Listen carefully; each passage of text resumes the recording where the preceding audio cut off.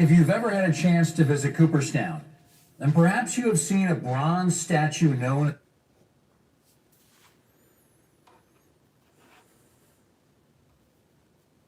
as the Sandlot Kid, which depicts a barefoot boy wearing overalls and a broad-brimmed hat, poised with a bat in his hands. That statue is found near Doubleday Field, just a few blocks down Main Street from the Hall of Fame, on land once owned by Elihu Finney. Does that name ring a bell? As we've learned, the legend that baseball was invented in Cooperstown was based upon the recollections of a man named Abner Graves about events that took place around 1839 in a cow pasture owned by this very same Elihu Finney. Now, to be very clear, those events did not constitute the invention of baseball. For that matter, while you may have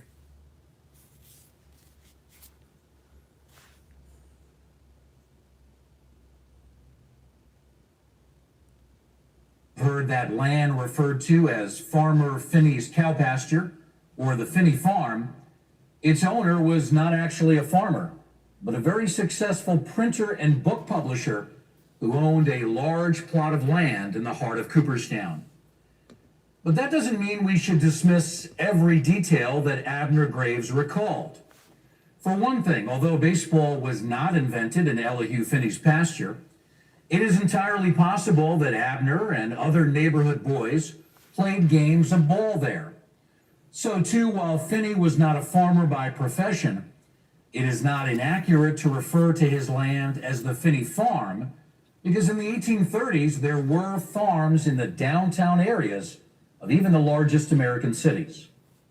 True, over time, the growth of cities did transform the American landscape, as the farmers' fields began to give way to urban lots, which often caused real estate values to skyrocket. But for the Sandlot Kid and his buddies, the value of a particular location was assessed not in monetary terms, but on the basis of its suitability for playing baseball. As a result, there were three main topics of conversation for lads who spotted a promising site. The first was whether the land was spacious enough and the obstacles few enough to lay out a baseball diamond. The second was whether some steely-hearted property owner would evict them from the site.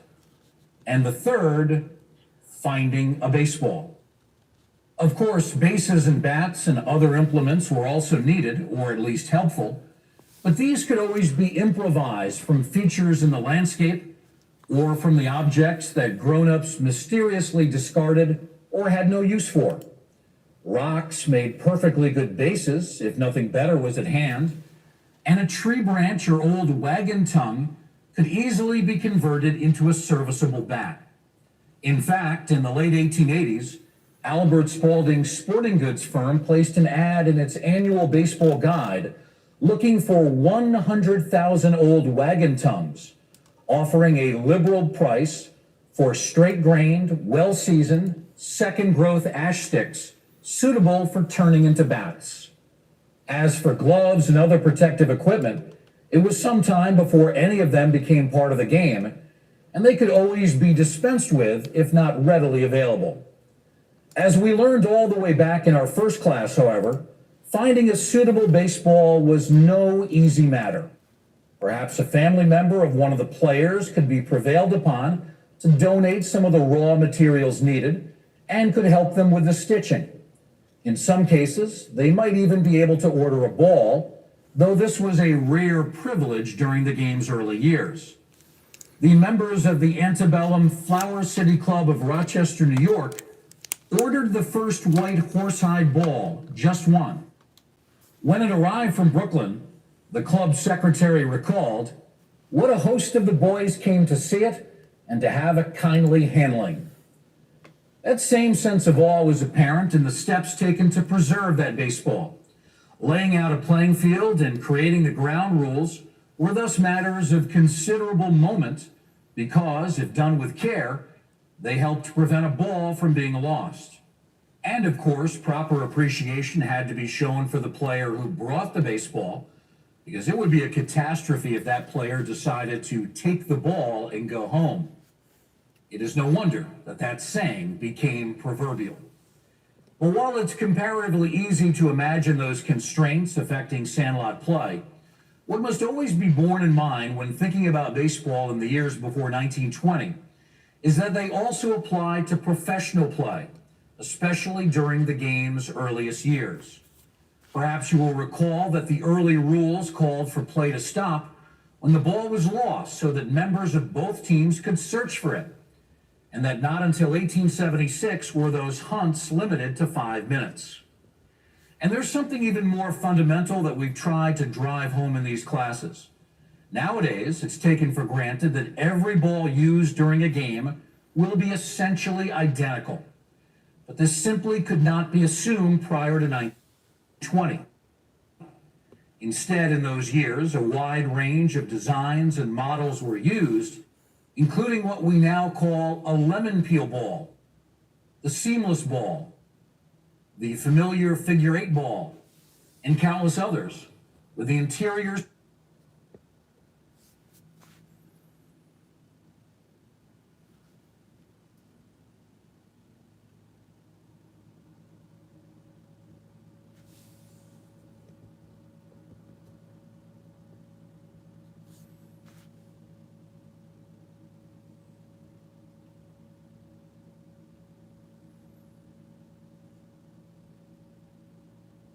prone to even greater variations.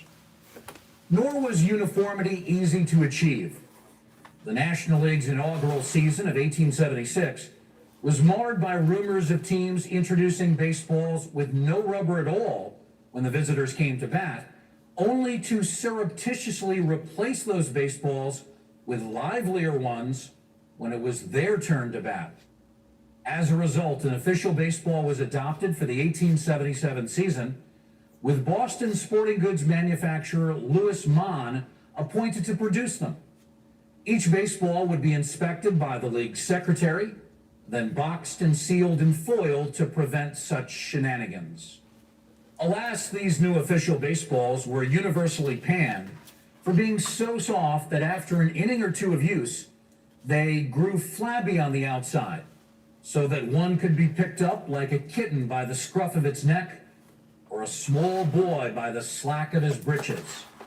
Mann tinkered with his formula and eventually produced a more satisfactory baseball. But in the years that followed, the league office continued to receive frequent complaints about baseballs so hard that they resembled a billiard ball covered with thin and tightly stretched horsehide, and mush balls that were impossible to hit out of the infield. Moreover, even if the umpire did bring 2 identical baseballs to the diamond in their sealed containers, it was a safe bet that any resemblance would disappear after one of those balls had been batted around for a few innings. Once pitchers began defacing the ball in order to gain an additional edge, an at-bat that occurred in the middle innings using a sodden, battered baseball was completely different from one that occurred in the first inning against a comparatively new one. We mustn't overlook the importance of these facts. In the course of these 24 classes, we have seen how the makeup of the baseball has played a pervasive role in almost every element of the game, including the first rules crafted by the Knickerbocker Club of New York City, the introduction of protective equipment, a long-running debate about how to record outs, fluctuations in the amount of scoring, efforts to find an equilibrium in the battle between pitchers and batters, and a wide array of specific techniques and strategies. One matter we haven't mentioned yet, however, is the determination of which team batted first. Perhaps you figured that the home team has always had the last at bat. But as with so many elements of early baseball, the rule changed several times during the game's early years before uniformity was achieved. At first, the most frequent practice was to leave the decision up to the captain of the side that won a pregame coin toss or a contest of hand over hand on the bat, a long-standing ritual that began no later than the mid-1860s and one that some of you may have engaged in as children. Eventually, however, it became the prerogative of the home team to decide who would bat first. But regardless of how the right to make the choice was determined, the actual choice was almost always the same. The team with the privilege of deciding would elect to bat first. Why? As a sports writer for the Detroit Free Press explained in 1886, the ball is new and white, and the hitter loves a shining mark to bang at with a bat, rather than one that has become black from the pounding it has received and from incidental excursions into the mud. That logic was unassailable, but once baseballs began excursions into the mud, that which began to shift, and before long, it was just as common to elect to have the last at bat. It may surprise you to learn that it was not until 1950 that it actually became a major league rule that the home team had to bat last. By then, however, it had been decades since any team had actually chosen to bat first. Thus, even as straightforward an issue as which team bats first provides another reminder that whenever a change is made to the physical baseball, there are also changes to the game of baseball. Which brings us to another interesting bit of baseball history that we haven't touched on yet: the evolution of the foul strike rule. In light of the considerable advantages to hitting a clean white baseball, batters often tried to intentionally foul a well-worn ball out of play. Longtime Major League shortstop and manager Roger Peckinpah recalled that when he first reached the big leagues as a teenager in 1910, if you were behind 2 or 3 runs and an old ball was in there, a leadoff man's duty was to get up there and try to foul the ball into the stands so they would have a new ball to hit against. As implied by Peckinpah's use of the word duty, the deliberate foul was already a long-standing tactic by 1910, but it remained controversial. The practice first appeared in the 1880s, but it met with resistance because, for one thing, it represented a fundamental break with the days when the baseball was such a precious object that the game was stopped to look for a lost ball. Worse, because many batters simply bunted the pitcher's offerings into foul territory in hopes of tiring him out and eventually drawing a walk, it made the game very tedious to watch. The upshot was that a new rule was introduced after the 1886 season that instructed the umpire to call a strike whenever a batter made an obvious attempt to make a foul hit. This was not entirely ideal because, as we discussed in our class on the game's rules, a concerted effort was being made to eliminate questions of intent from the rulebook, thereby making the job of the umpire one of enforcing rules rather than reading minds. But since the difference between a bunt and a swing is clear-cut enough, that proved to be a fairly minor problem. Indeed, to this day, umpires are expected to judge intent on a 2-strike bunt attempt, and it is rare to see an argument on such calls. As a result, the rule that made a foul bunt a strike worked pretty well, but before long, a new and more serious problem emerged. Nobody had a better appreciation of the issue than Hank O'Day, who pitched for 5 major league teams between 1884 and 1890, before beginning a 30-year career as a National League umpire that earned him a plaque in the Hall of Fame. After making the transition to umpiring, O'Day explained that soon after the 1886 rule change, batters switched tactics and began experimenting with ways to deliberately foul the ball off while making full or half swings.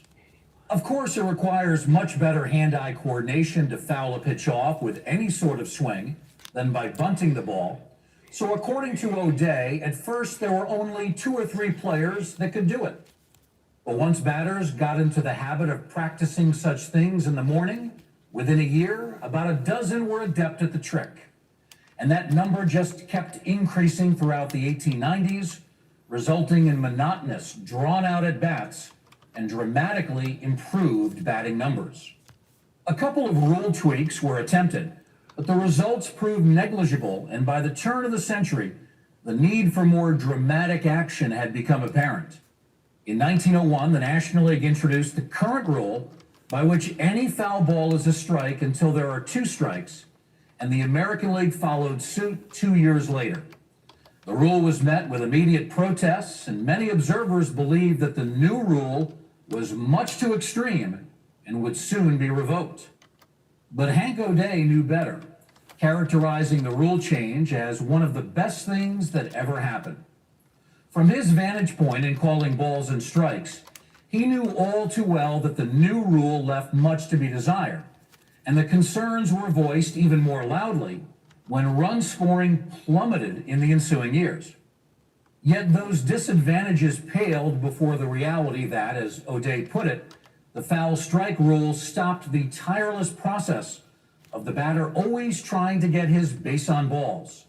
People like to see batters hit. They don't want too much waiting out. Accordingly, the foul strike rule became a permanent part of baseball.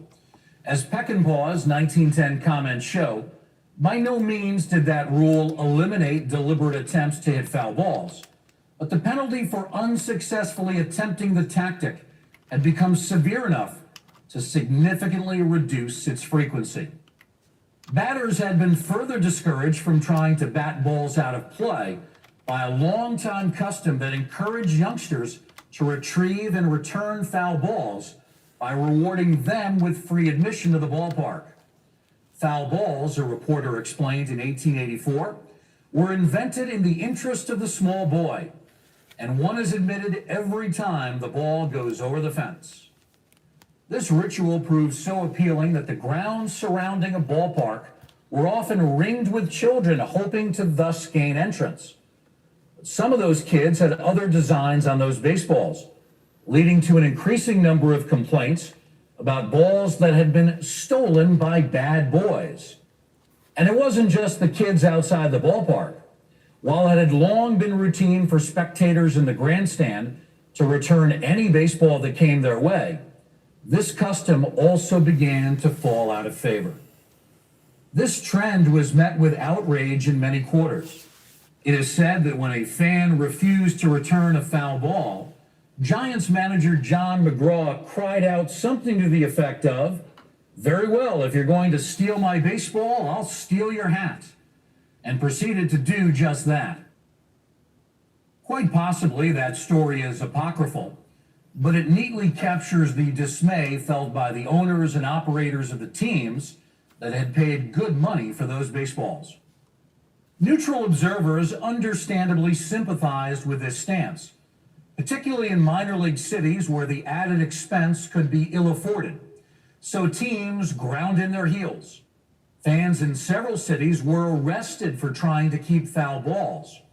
In Chicago, James Hart, the president of the city's National League team, even grabbed a nattily-attired spectator who attempted to hide a baseball under his hat during a 1905 game and forcibly escorted the man into police custody.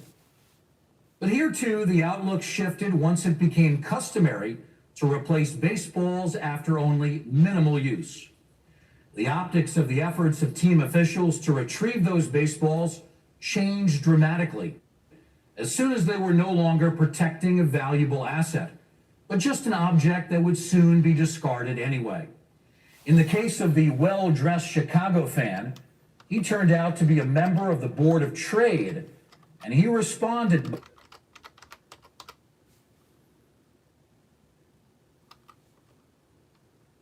by trying to press charges against the team president who had manhandled him. More generally, as the view of fans who refused to surrender a foul ball became more indulgent, it became increasingly difficult to justify the ill will that resulted. So how was this standoff resolved, you may be wondering? The answer to that question deftly encapsulates the differences between those years and the era that succeeded it. For quite a few years, neither side showed any signs of being willing to give in. But around the time of World War I, a number of new developments proved decisive. To begin with, as had been the case 40 years earlier, rumors began to swirl that many teams were using their ball retrieval efforts to gain an unfair home field advantage. This time, the ploy was to tell game day staff members to make little effort to recover foul balls when the home team was at bat, but to be far more vigilant when it was the visitors' turn to bat. As this ruse spread around the league, it brought a mounting chorus of calls for ending such shenanigans. Those protests were complemented by the desire of many within baseball to eliminate the entire class of scuffed ball pitches that had sprung up in the wake of the spitball success. The so-called emery ball, one that had been scuffed with an emery board, sandpaper, or similar substance, was specifically banned following the 1914 season, but it hardly seemed logical to single out one pitch while allowing others to remain legal. Even Washington Senators manager Clark Griffith, who had been known for doctoring the baseball during his own pitching career, wrote a 1917 article for Baseball magazine with the provocative title, "Why the Spitball Should Be Abolished. An Unnatural and Unfair Delivery. It should be prohibited in all professional ballparks." But as we saw in our introductory class, the only effective way to implement such a ban was by instructing that used baseballs be taken out of play after sustaining a few hard whacks. Yet the more umpires did so, the harder it became to convince fans that they were not entitled to keep foul balls, especially ones that were already showing conspicuous signs of wear and tear. In 1916, Cubs owner Charles Weigman announced a new policy by which fans would be allowed to keep balls hit into the stands at his ballpark, today known as Wrigley Field, although his fellow owners continued to balk at the notion.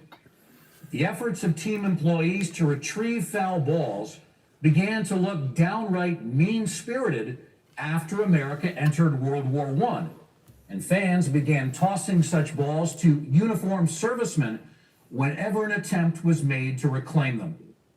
The new rules that were introduced prior to the 1920 season to eliminate the spitball also contributed to the new outlook, as did the tragic death of Cleveland shortstop Ray Chapman. Chapman died after being hit by a pitch during a 1920 game, likely the result of his being unable to see the sodden ball. And that event probably strengthened the consensus in favor of replacing the baseball multiple times during a game. It might even be argued that Henry Ford's auto manufacturing plant in Highland Park, Michigan, also played a role in changing attitudes toward the baseball. Sound far-fetched? Perhaps, but it's difficult to overstate the extent to which the sudden affordability of the automobile in general, and Ford's Model T in particular, transformed American life during these years. Nor, as we have seen throughout these 24 classes, is it easy to overstate the interconnections between the national pastime and this nation's history. Once the price of a Model T dropped into a range where even working-class families could contemplate the purchase of a car, it gave rise to a new consumer mentality in which items that had once been considered pricey luxuries came to be viewed as attainable parts of the American dream. The use of interchangeable parts on Ford's assembly line was crucial to the process that enabled people to see automobiles in a brand new light. So maybe, just maybe, it's more than a coincidence that, at roughly the same historical moment, Americans began to see the baseball not as the precious object of former days, but more as an interchangeable part within the game, an object that needed to be replaced at regular intervals. What can be said with far more confidence is that just such a shift took place in the baseball world at the start of the 1920s, and that it represented the end of an era. On May 16, 1921, a Polo Grounds fan named Reuben Berman caught a foul ball and, upon being asked to return the ball, casually tossed it to a fellow spectator. After members of the Giants security staff ejected Berman from the ballpark, he successfully sued the club for damages. The Berman case did not set any sort of legal precedent, nor did it lead major league teams to adopt a comprehensive policy, so the issue flared up a few more times over the course of that decade. But after 1920, it became increasingly apparent that a new consumer mindset was in place. Back in Detroit, Henry Ford's approach was facing a stiff challenge from a rival founded by William C. Durant, who had purchased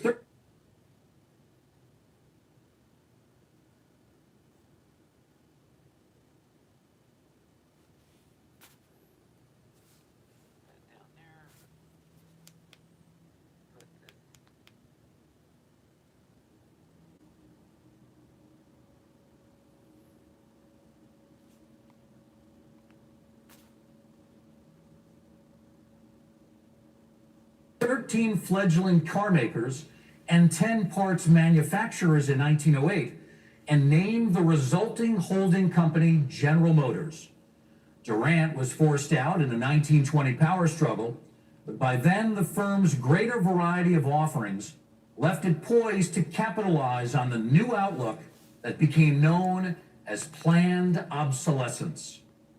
Every year, General Motors was able to roll out new models at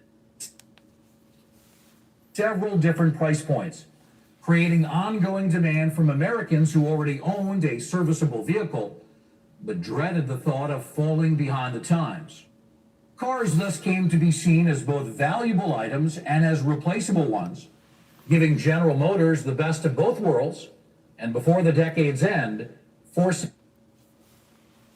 Ford to overhaul his own approach. Likewise, once fans began marching home from the ballpark with actual game balls, those balls began to take on a special aura again. They weren't precious for the same reason they once had been, but the very balls that had come to be seen as replaceable objects in the context of the game itself now attained a special value outside of that context. A lucky spectator who bagged a foul ball was likely to show it off to friends and family members, then proudly make room for it on the mantelpiece, in much the same way that trophy balls had been displayed during baseball's earliest days.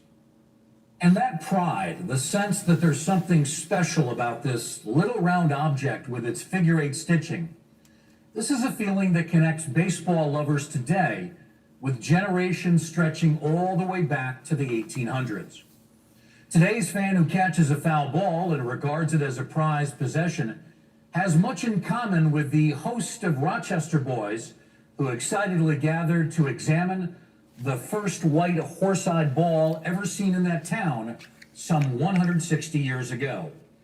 As that kinship suggests, the sense of fascination, even reverence, that captivated Americans in the years leading up to the Civil War continues to inspire players and fans of all ages. It's a spirit that is beautifully captured in the Cooperstown statue of the Sandlot Kid, and it's as much alive on Little League diamonds today as it was in Elihu Finney's pasture. This is one of the wonderful things about baseball, the way this spirit has persisted through all the twists and turns of our nation's history. Just think how often we've seen it in these 24 classes. From the early catchers who faced ridicule while donning their newfangled protective masks, to the Olympic Club of Washington, D.C., whose do-or-die spirit sustained them during a 600-mile overnight trip through the Alleghenies on a boxcar hitched to the end of a freight car, to the youngsters who eagerly peered through the knotholes in the outfield fences in hopes of catching a glimpse of the action. The spirit of the game is one of the most enduring legacies of the period we've been exploring together.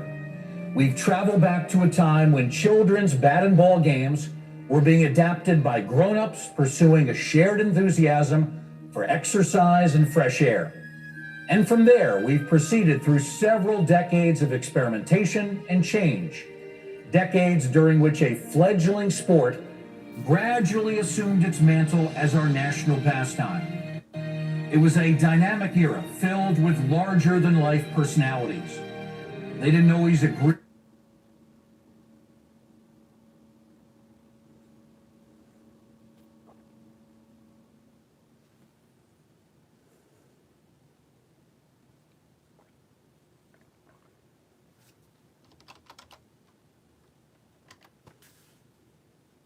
on what was best for the game they loved, and their vision was sometimes regrettably narrow.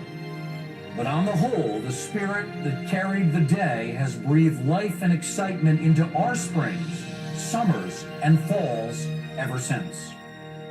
That's why all of us here at the National Baseball Hall of Fame and Museum are thankful for the resourcefulness, the vitality, and the sheer grit of that era, and for one of the most distinctive contributions of American culture, the game of baseball.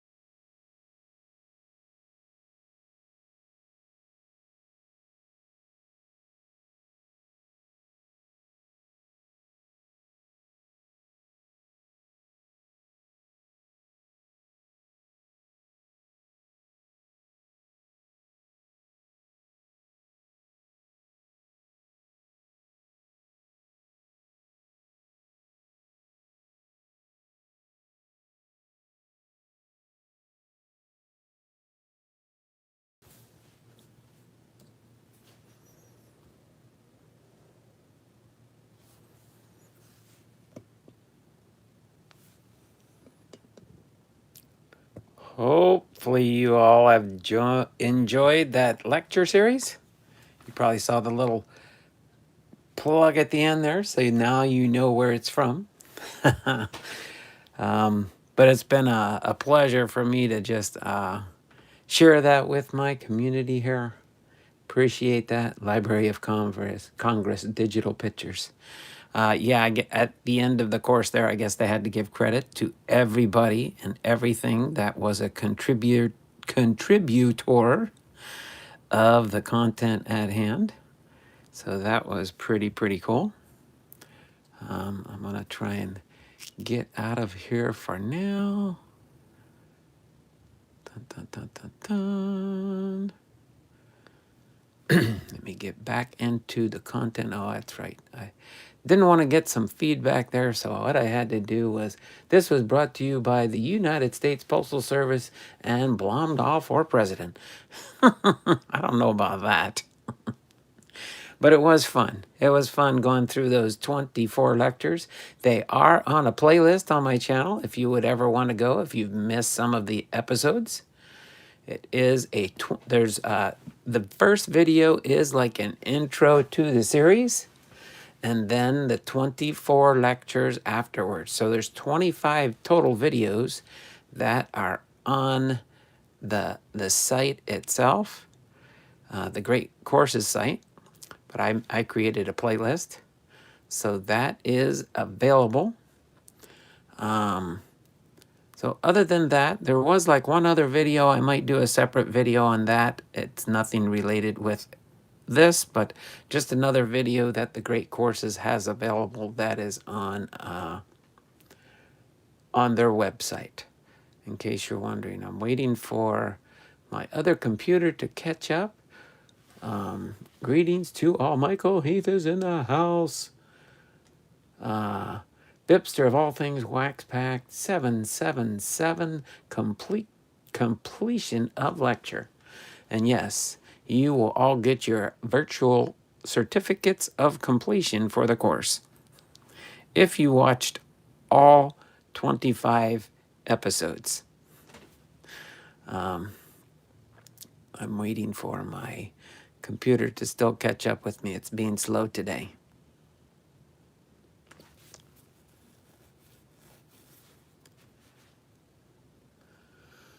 Okay. Oh, here we go. When I just go there, the video's showing up here as a live now stream. So I'll just click on that, open it up, and we'll get ready to get into part 2 of our content today, the BiPster box.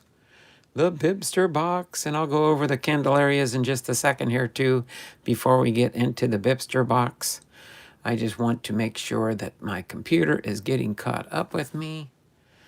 And I think it's time to reboot my iMac because it's running super slow.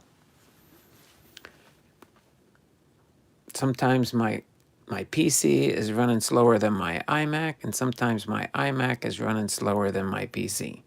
Today it's my iMac is being slow. Hi Posada, how's your day going? All right.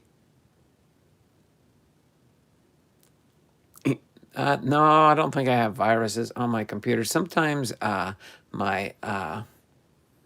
PC-Matic does daily checkups, but it's supposed to take place. I've got it scheduled for like 1 o'clock in the morning when I'm not doing anything with the computers. But I think I got to go in and reset the schedules on here. Maybe try and do it at a different time of the day. But I should be with you momentarily here. My computer is still being finicky, but it's trying to load up. Okay, we're almost there. Let me turn off the volume there. Sorry about that. I forgot to turn it down. Okay, and for those that are interested, I did get BiPster of all things wax packed, got 5 entries, and John Fishman got 2 entries. They were the first in the live chat this morning. It's going good so far. Woke up not feeling like school today, but I'll be in class tonight to make up for this morning. There you go. So I think we are up to date now. So I'll just go through and highlight these, and then we'll get into our BiPster box. But I did have two of them hanging out here, and then BiPster reminded me. I think there was two other ones that you should have got already. And BiPster has a memory like a hawk or a crow. You know, they say crows have good memories too, especially if you give them a hard time. They'll keep coming back and pestering you because you keep pestering them. But so I do have these Candelarias here. I'll go ahead and show these three or four. I forgot I have four Candelarias. So we have this this one here. Let me go back up in the chat real quick because I made a response to it. Where is it at? Sometimes it's amazing how much you guys chat in a stream. So this is a 1978 Candelaria here. The next we have here is a 1981 Candelaria. Then we have a 1983 Candelaria and a 1987 Candelaria. So those are the four Candelarias that BiPster has sent to me. And he says, I guess in the chat here earlier, he said there are some more that are in the packs in here. So we'll be looking for the other Candelarias.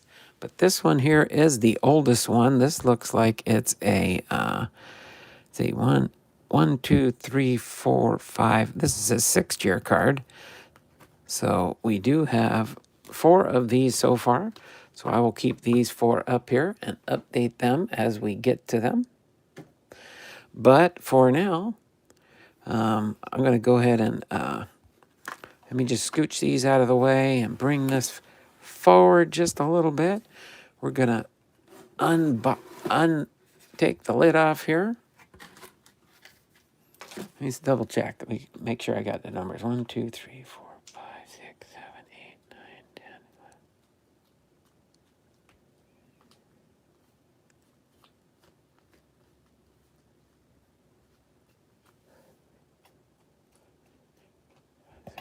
11. All right, I thought I forgot to. There are 36 packs left. 36 packs. Waiting for appraisal to come back, but buying a house next month, and I already feel busy. Huh? So we've got 36. So let's see. BiPster was in first. So BiPster, I need you to choose a pack 1 to 36. BiPster, I need you to choose a pack 1 to 36. Okay. Get back in here. 1 to 36. And then John, after BiPster chooses a pack, 31, 36, 35, 34, 33, 32, 31. Okay, I'm going to trick you guys this time, okay? So John, I need you to choose a pack next. I need John to choose a pack next first. And my live stream is way behind on my computer. There we go. Catch it up to date here. 45's not in here, John. 1 to 36, but 31 has already been chosen. Sorry, I was looking at my phone.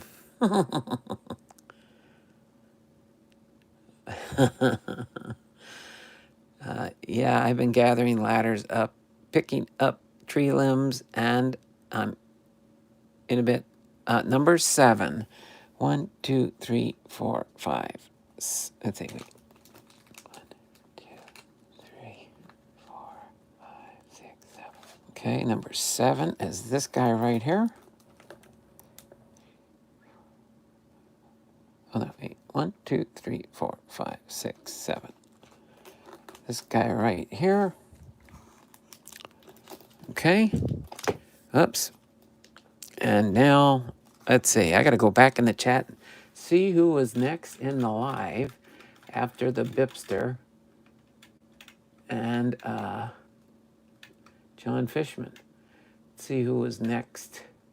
Besides those two, they were here most of the morning. Let me see who's there. BiPster, BiPster, BiPster, BiPster. Chuck Dupree. Is Chuck in the house still? Is Chuck in the house still? If Chuck's in the house, he gets to choose one. Next. I picked the pack that is full of Matt Noakes.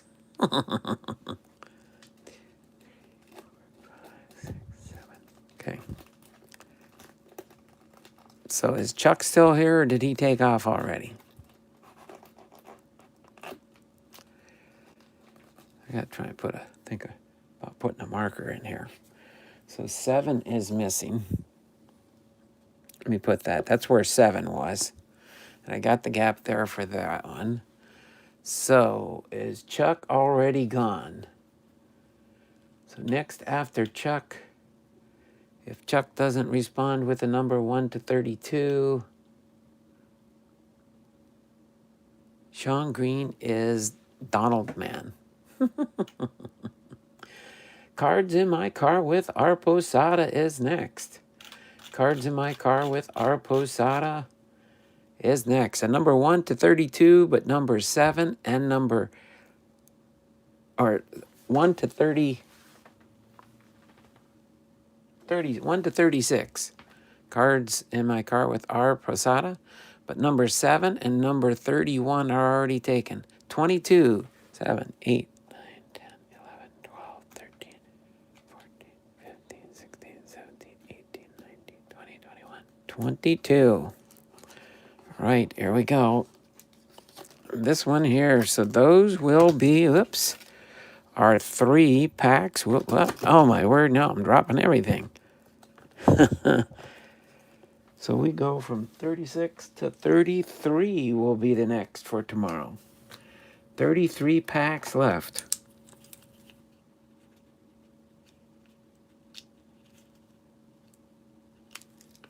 All right. All right, boom. So let me set this in here so I know where we left off for sure. Let me move this up here out of the way. Let's see if I can move 3 more packs back over the other side here. Let's see. Uh-oh. You know what that's in that one. Oh, that was pretty tough there. Oh, it must have been thicker packs over there. All right. So I got to put another little spacer in here so those don't fall over. Let me put the lid back on the BiPster box until tomorrow. A fumble. Yeah, we had a fumble. So let's put the BiPster box away. Sorry about that.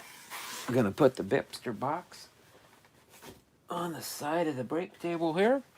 And we will get ready to set these stands up for the next 3 packs. Going to put one here, and one here, and one here. And tomorrow we will be getting into our Hall of Fame Friday. Tomorrow for Hall of Fame Friday is going to be Albert Joseph Barlick. Albert Joseph Barlick will be our Hall of Fame inductee for tomorrow as we go from A through Y. There is nobody in the Hall of Fame with the last name starting with Z, so A through Y. Okay, so let me do the reveal here and turn these packs over. Let me scoot these back just a little bit more. That way we've got space for the packs here. So we've got BiPsters first, John second, and Cards in My Car with R. Posada third. You think, how come some look thicker? Each one has 20 cards in it. But some cards are thicker than others. Some they use thicker card stocks. So it does look like this is a bigger pack here, but it's not. There's just some thicker cards in here and some thinner cards in the other one here. So in case you were wondering. So without further ado, we're going to open up the first. Oh, we got a Louis Bordeaux on the back there. All right. So I'm going to set that in the bin there. And we got Don Drysdale starting out the batting line up here. Don Drysdale. Hall of Famer. Kurt Flood. Kurt Flood. All right. Star player. Bill Russell. Bill Russell. Star player. All right. We got some more of my 2019 Topps Gallery coming up here. I like this one. See if I can get closer to completing the set. All right. So we got Lane Thomas rookie card here. Kevin Newman rookie card here with the Pittsburgh Pirates. And Jose Barrios with the Minnesota Twins. Boom! We got a Candyman here. We got a Candyman here. Put him in a top loader. Get him. We got the 1986. The 1986 Topps. These are the ones that are being highlighted in the 2021 products this year. But this is the 1986 John Candelaria. So I'll put him in my stack over here. So we're up to 6 cards now. I mean 5 cards. 5 cards for Candelaria. All right. So this is the 1986 Topps. And that one's the 87, right? Okay, so I got it in the right order now. So, boom, Nick Markakis. Oh, there we go. Chuck would like this one, a red, white, and blue one for sure. Nick Markakis, USA Baseball, double, Fairfield Thursday double. Greg Maddux, Hall of Famer. Greg Maddux. All right, now we've got Bob Lehman. Bob Lehman, Hall of Famer, double, triple. Got a triple Bob Lehman. All right. Next up to bat here, Bill Terry, inducted 1954. Bill Terry. Then we got Burley Grimes. Burley Grimes, 1964 inductee. Tony Lazzeri. Lazzeri. Inducted 1991. We got 1, 2, 3. 3 Tony Lazzaris. All right. Warren Spahn and Lou Bordeaux. Okay. So a bunch of Hall of Famers in that batch there for sure. All right. Boom, boom, boom. So moving on to pack 2 next. Got a nice, that's a reprint, but 2019 on the bottom here. Got some more Cooperstown cards here. Jim Bunning in this Cooperstown card here. 1996. We've got Connie Mack. Connie Mack. Hall of Famer, executive. Connie Mack. Oops, wait a minute. These are the next pack. They go back here. Warren Spahn with the Atlanta Braves. All right. And then we've got Sam McDowell with the Indians. Sam McDowell. All right. Star player Sam McDowell with the Cleveland Indians. Joe Carter. Joe Carter.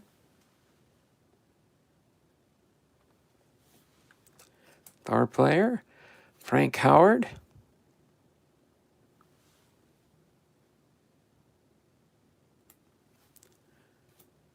Boom. We got a Ted Williams, William Stanley Mazeroski.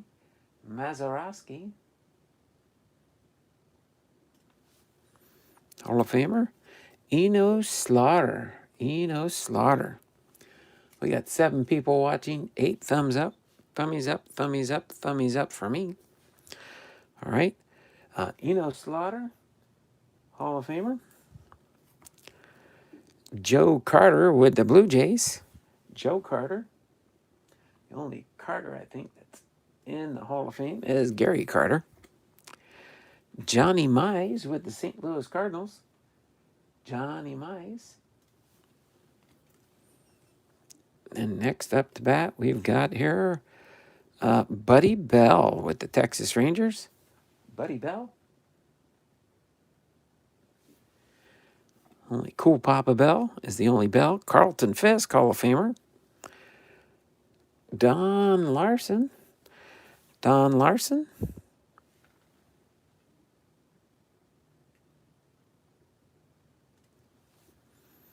Our player, Joe Pepitone. We got a Pepitone. Star player, we've got Kevin Kuklis. Or Euclid with the Red Sox. Kevin Euclid. We've got 1, 2, 3 Kevin Euclid.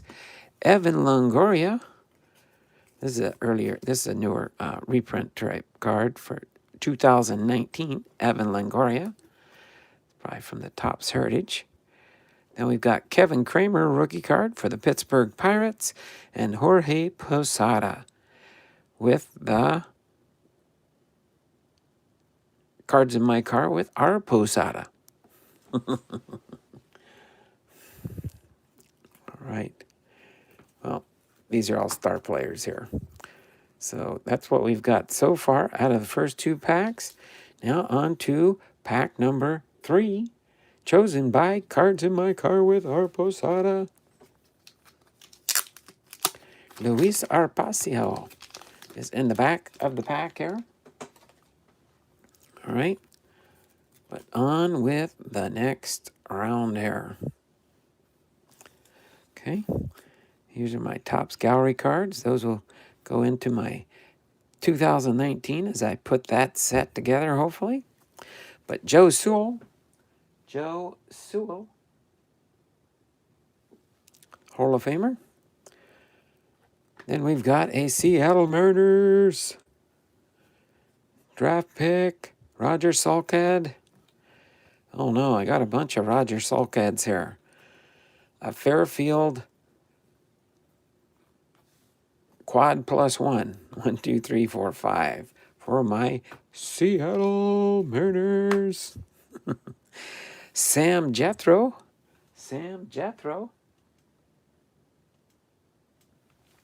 Okay. Bobby Shantz, pitcher from the Swell set. Bobby Shantz. Okay. 1, 2 Shantz cards. Andy Pafko. Sam Jethro. Raleigh Fingers, Hall of Famer. Oh, I think we got a similar pack to this one before. Ted Kluszewski.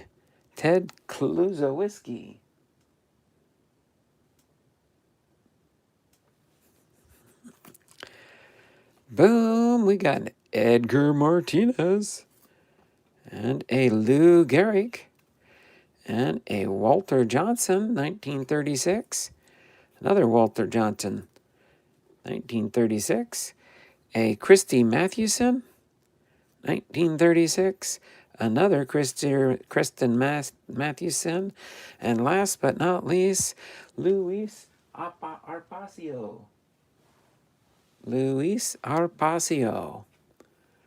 So awesome. What's the 5 for? What's the 5 for there, Michael Heath?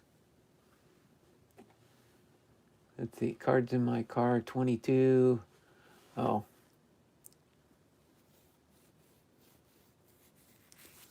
So we are good to go. That was very cool. Yes, it was. Got these Mariners. Don't know much about Roger Salkeld. He's from the 19... Oh, okay. So he came up...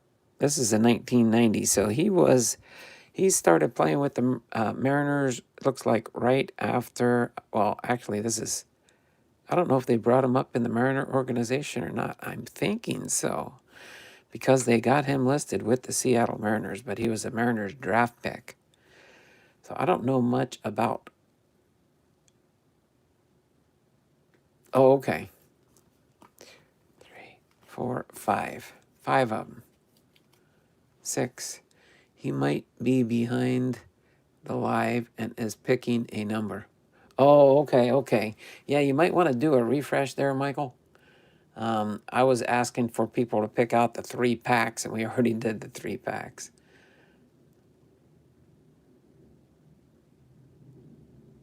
Oh, okay, it was 5. Okay, yeah, it was 5 of them. 1, 2, 3, 4, 5. 5 of the Roger Salkeld. I don't know much about this guy. Do you know anything about Roger Salkeld? I'd have to look him up and see if I can find more information there. But I think it looks like when he played in college, let's see, it says, Roger enjoyed distinction of not allowing a triple or home run in his entire Saugus high school career. Oh, wow. So he's a pitcher. And he did not allow a triple or a home run his entire high school career. He set school records of 17 strikeouts in a 7-inning game twice, and 19 strikeouts in a 9-inning game during the 1989 season. Rogers' statistics include 1 no-hitter and 7 one-hitters. His grandfather, Bill Salkeld, was catcher with Pirates, Braves, and White Sox from 1945 to 1950, appearing in 356 games. I'll have to find out more information about Roger Salkeld. I don't remember back in the day, but in 1989,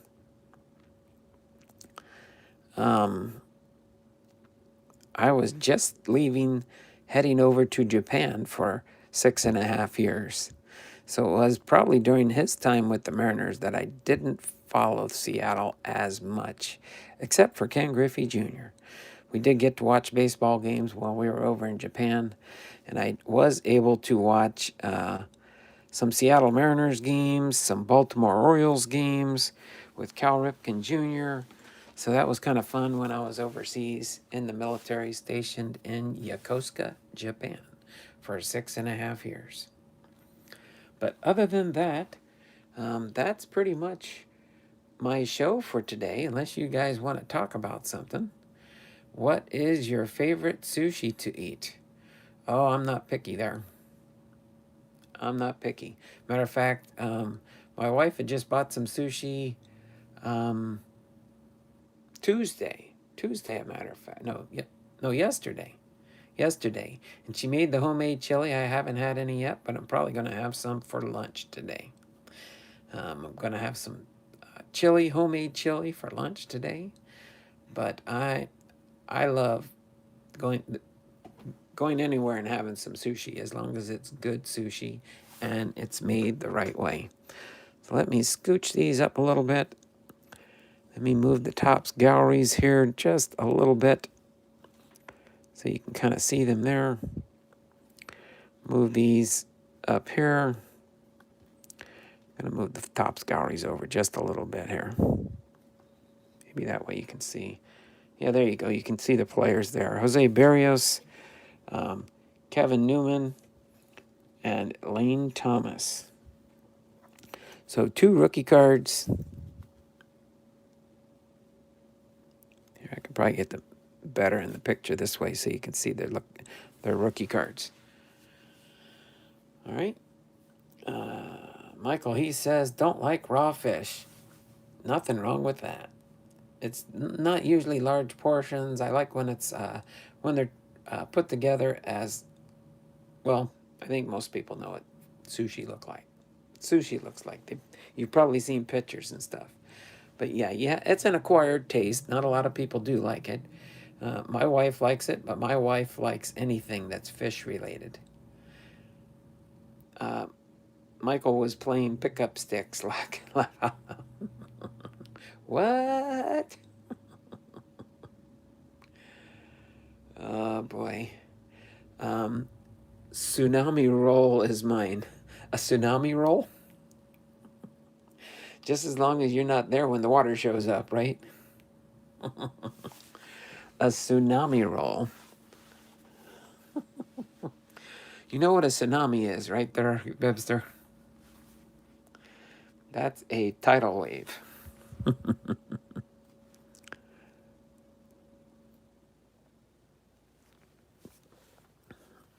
Let's see here. Just trying to display these in a nicer type fashion here. Yep, and limbs bigger than mine.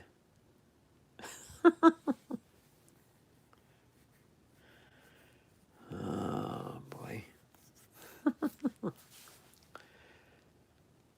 All right. So does anybody have any questions or anything else? Yes, I dodo. A dodo? Porkadodo? Or porkadobo? Oh, we can have fun sometimes, that's for sure. But other than that, I can't really think of anything else to chat about right at the moment. It's just one of those days. It's cloudy. It's supposed to rain again today. It's kind of like we're moving from winter phase to spring phase. And spring is usually a lot of rain too. My holly tree has scratched me all up today. Is that why you decided to take a break today, BiPster? Are you taking a break today? Oh, yes, I have a question. What's for lunch? Homemade chili. BiPster says it's 75 and sunny. James G's in the house. How you doing? Are you buying any Project 70 cards? I'm not buying many, but when and if I see a Cal Ripken Jr. or a Ken Griffey Jr., I do have one of the Ken Griffey Jr.'s. I found the first one so far. Do you like Puto? Puto, Donald? Yes, my wife gets Puto sometimes. Are you familiar with Filipino food a lot there? Cards in my car with our posada. Puto is a nice little good dessert.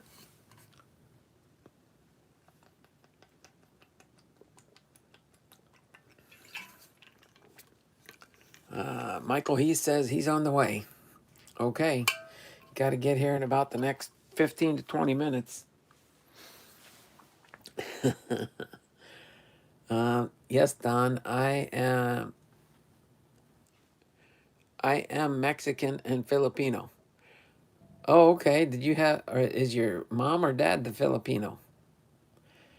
And then is your mom or dad the Mexican? The Candyman can.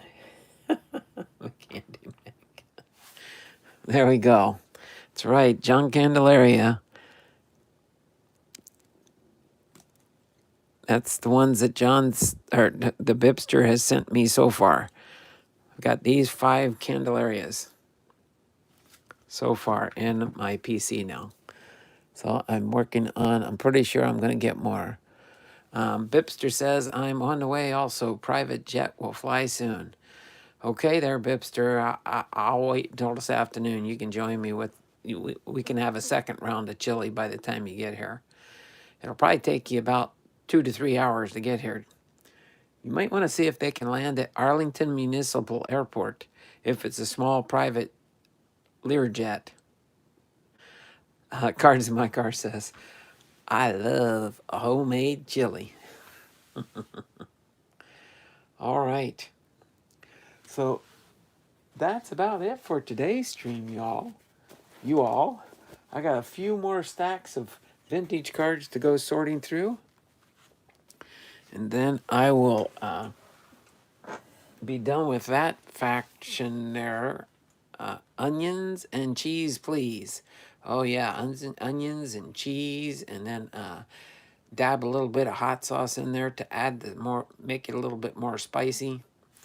Of course, I did have my wife asked me to taste test it the other day when she was making it and stuff, and I said, no, no, no.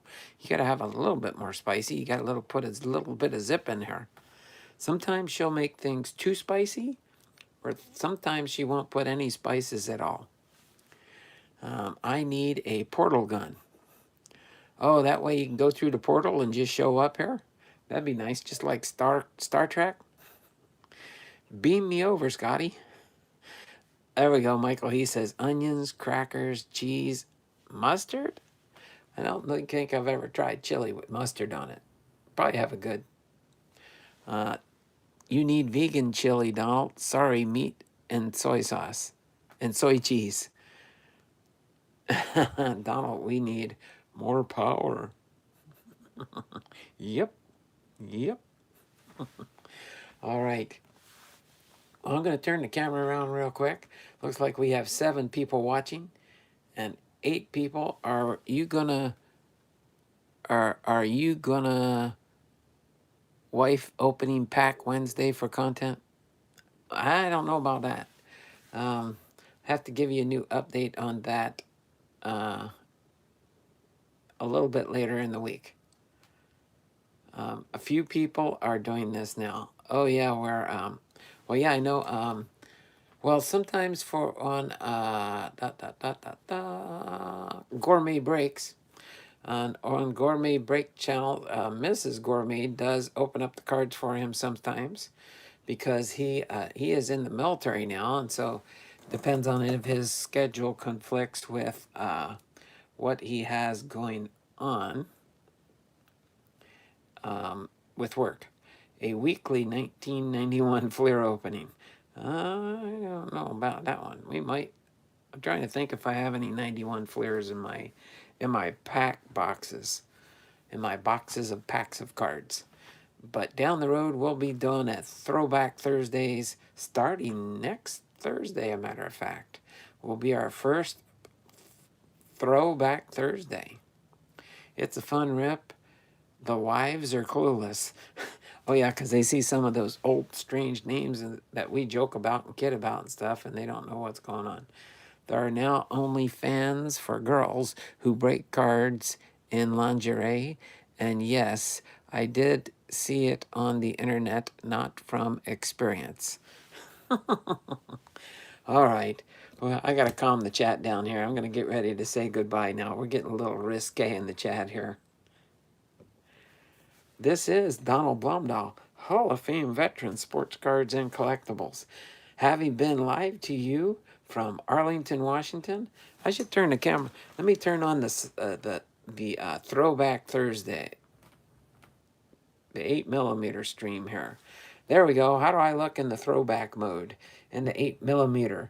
We're going to do our entire video next week for Throwback Thursday in there. Oh, by the way, I did want to throw this out here too.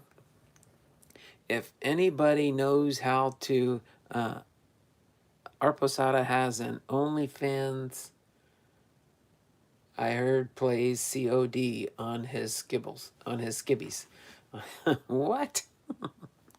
But if anybody knows how to add a second camera so that you guys can see me when I'm doing the cards, of course you can't see my hands right now, but if I had a little insert where I could put a little box up here with me so you can see me all the time, and then the camera would be turned, this camera would be turned. I wish I could figure out how to use my phone and my camera, but if I turn my camera around, if my I don't know, I'm just tech savvy insufficient. I don't know how to do it, but I know there's people that know how to do it.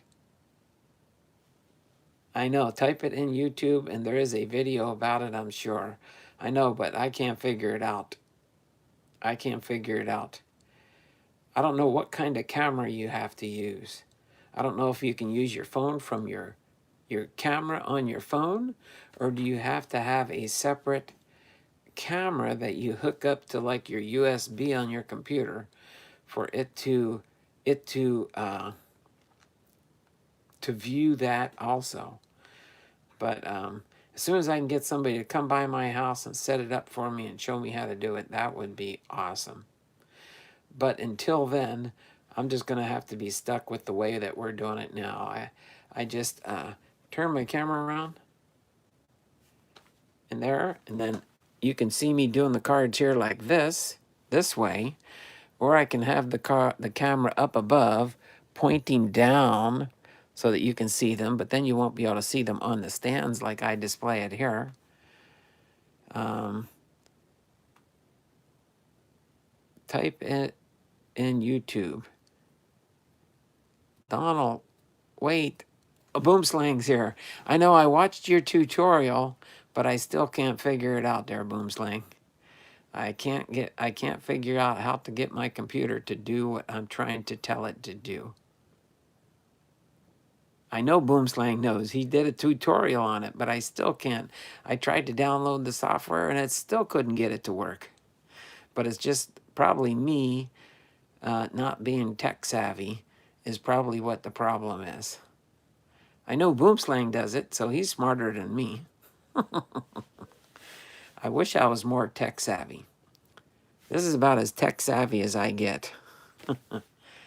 I know I want a chair like Boomslang's too, but I don't know if it'll fit in my little area I have here to put. All I sit, you know, a card table with folding chairs. That's my chair here when I'm doing my stream, is a folding chair. That's how cramped I am in here. But if I had more space behind me, I could probably change things up. But it is fun nonetheless. Boomslag says, Donald, wait. I'm waiting, but I don't know Boomslang. I know. And then John says, Boomslang might know. I want a chair like Boomslang. FaceTime him. FaceTime Boomslang? FaceTime who? Boomslang says, hold on. I'm holding on there, Boomslang. It's still early. I mean, I've had a short stream today. BiPster says, hold on. Hold on. I mean, I have StreamYards. I know you can add things in with StreamYard, but I don't think I can add my camera in there. And I don't think it'll allow me to go into, let me see, if I go into StreamYard, because I'm live right now. But yeah, you have to have it in there first as an upcoming broadcast, and then you can join in. So I have StreamYard, know how to use StreamYard, and I can do a screen capture from my computer and have that on there with me. And if StreamYard would work it to where I could hook it up and have the camera as one of the little side things, that would be like awesome. I don't think it shows up here. You need the OBS program. I understood that from your tutorial, and trust me, I tried to go through the tutorial, and it's got to be just me. So down the road, maybe I can collab together with Boomslang. What is a Dole Whip? Someone asked me if I want to go and get one. I think that's some kind of dessert or something. BiPster? I know it wasn't me that asked you about it, that's for sure. Let me turn my camera back around. Okay. Are you at work today or are you off today, Boomslang? Are you at work today or off today? I could end our stream here and then I could FaceTime you. Oh, okay. I will say yes then. Yeah, I think it's some kind of a Dole Whip is some type of a dessert, I'm pretty sure. Hookie? What's hooky?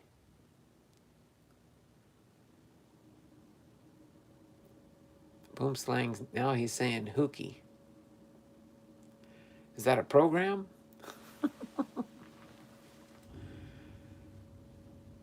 Oh, you're playing hooky from work. You played hooky from work today, Boom slang? Oh my word. I flobbered all over my phone. Oh my word. Off work, played sick. And they're going to see you on YouTube. No, they won't know you're on YouTube because they probably don't watch my stream. Oh my word. Well, if you're willing to do FaceTime with me, maybe we can try and figure this out. The Boom slang, the quick question I have for you, can I use my phone to be the camera and then bring it into the YouTube live somehow? That's the only thing I'm trying to figure out. Do you have to have an actual camera or a video camera device to have that somehow link into your YouTube channel? Don't think so. So I can't use my cell phone, but I have to have another camera device. Is that what it is? Another camera device? And that kind of makes sense. You could plug a camera into your USB port, and then that camera would act as a secondary source for your video, right? I think that's probably what everybody's talking about. I have a USB webcam and a laptop camera built in. Yeah, like I have a built-in camera for my iMac, and then I could use a USB port to do that. Okay.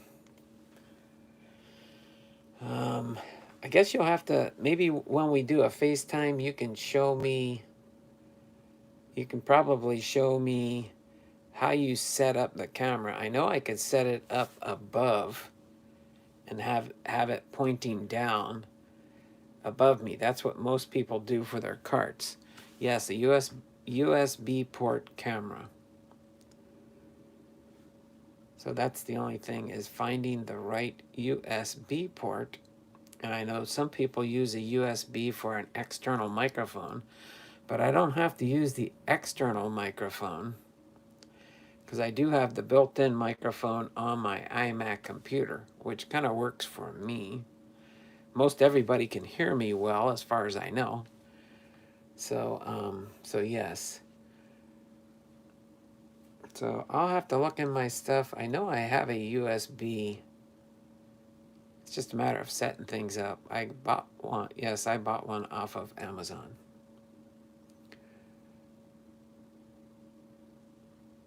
And then no, you can select the mic. So yeah, I could use my mic off my iMac.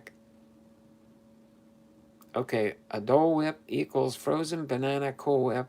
I'm in. I'm in for that. Goodbye, all. Okay. All right, there, BiPster. You take care. We'll talk to you later, buddy. All right. So yeah, why don't we do that? Let me go ahead and wrap things up here, and then maybe I'll try and do a FaceTime with Boom Slang and see if we can figure this extra camera thing out. All right. You said you have OBS, Open Broadcast Source. I did download it, but I have to try and figure out how to set up the software, I guess. Okay. I did download it from my, let me just do this real quick. I'm pretty sure I've got it on my iMac still.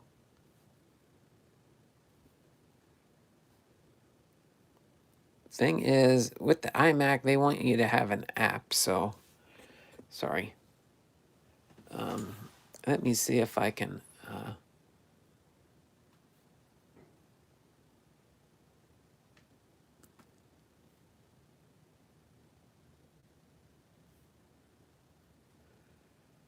Let's see. I know I had downloaded something before. That Zoom. I don't want Zoom.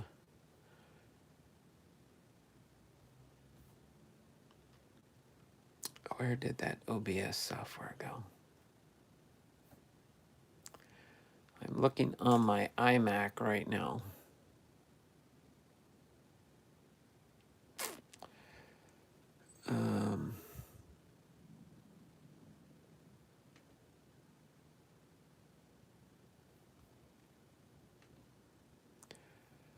Sorry, I don't use Safari. I use,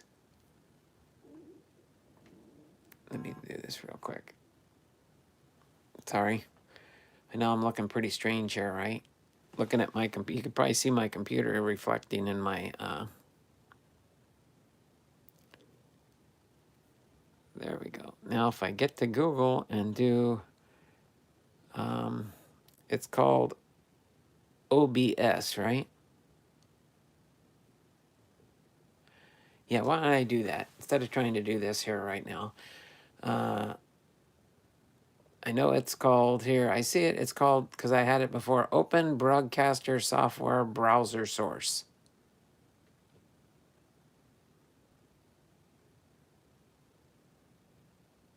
It's going to that on there now.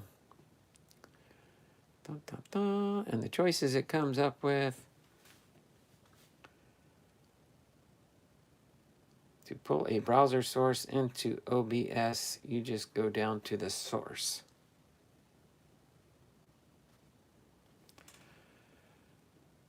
So let's see, they've got different ones. OBS Studio, Ultimate Browser Source Guide. So is it OBS Studio? Icon is an old newsreel. Yeah. They're showing one here like that. And then it shows also, I guess, OBS plus Google, which is what I use. Okay, let me go ahead and, I'm going to go ahead and end Studio. Yeah, OBS Studio, okay. So yeah, let me go ahead and end the stream here, and then I will hop on the phone with you, okay? No, no, no, no, no, no, no, no, no, no, no. What are we doing? I don't want you to do that yet. Now it's trying to load something else up. No. Okay, you close. All right, let me go ahead and end the stream. We'll do it that way, okay? So this is Donald Blomdahl, Hall of Fame veteran sports cards and collectibles. Haven't been live to you this Throwback Thursday next week. Hopefully we'll have it with 2 cameras. We'll see what happens. But I'm going to go ahead and end this stream for now. I'm going to turn the camera back around on my cards and get ready to do my sign off. And we will see you all tomorrow for Hall of Fame Friday, okay? Take care and thank you for hopping in today. 7 watching, 9 thumbs up. Don't forget thummies up, thummies up, thummies up for me. Let me get in here real quick. No, get into my stream. Oh, that went over there out of the way. I got to move it over. All right.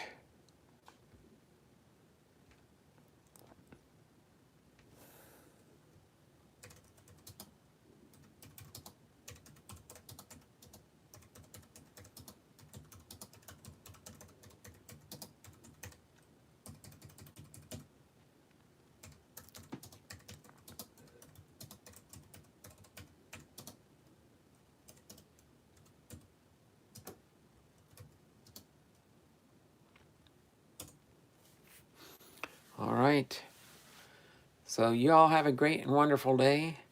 And we'll see you all tomorrow at 10 a.m. for my Hall of Fame Friday, okay?